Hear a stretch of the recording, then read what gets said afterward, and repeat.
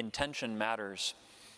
We see that very clearly. Even if we are unable to complete what our hearts desire, we need to desire it, right? And so we see very clearly, this is what the book of Hebrews says, Abraham believed God and was credited him as righteousness.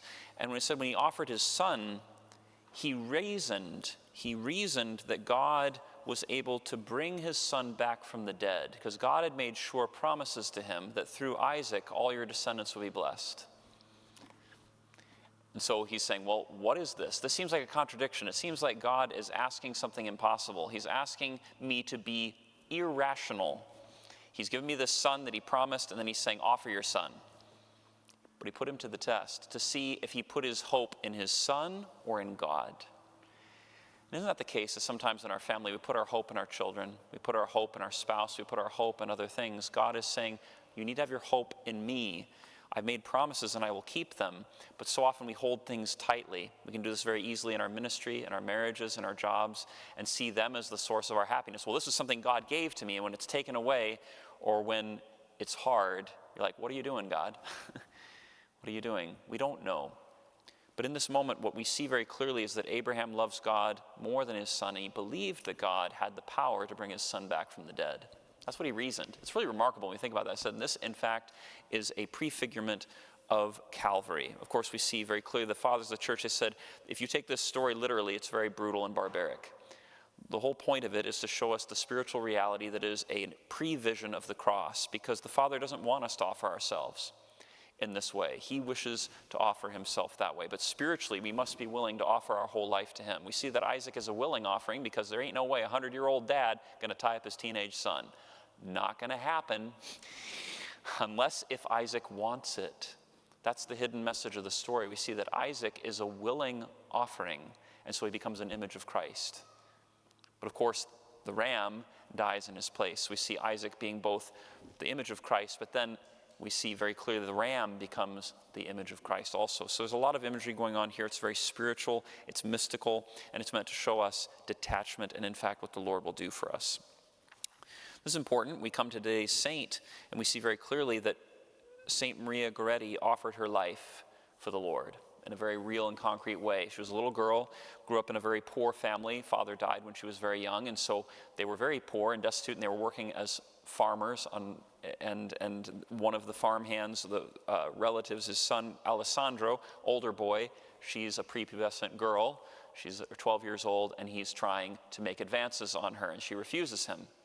And one time when she is alone, and they're alone, he tries again. She refuses him, and he stabs her many times. And so she tells him, please, Alessandro, no, this is sin. We're not going to do this, and you will go to hell if you do this. Do not do it.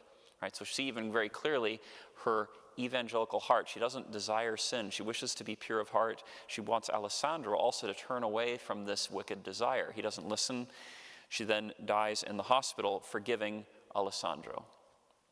But he, of course, is unrepentant. He's a classic narcissist. He goes to court and he admits no wrongdoing and, in fact, blames her for him being in prison.